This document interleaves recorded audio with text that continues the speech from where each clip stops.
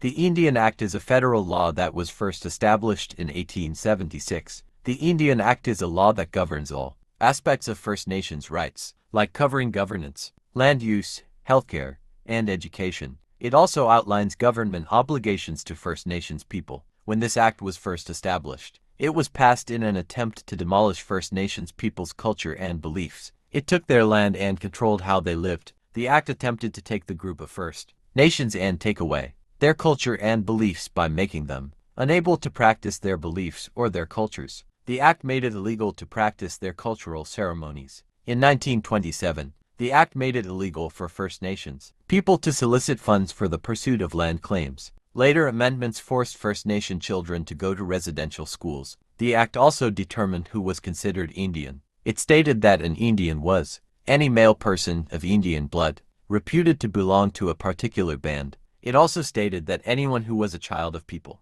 considered Indians fell under the same term, or a woman who was lawfully married to an Indian was considered one too.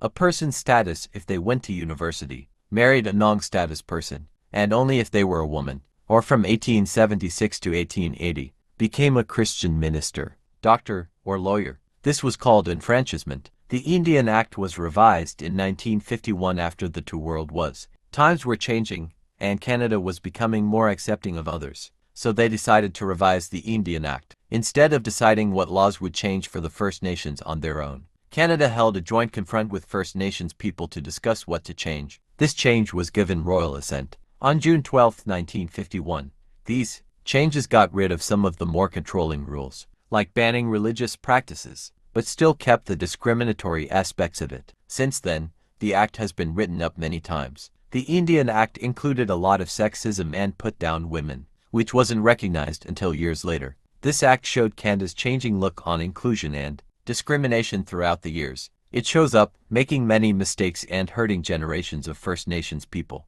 But we realize our mistake years later.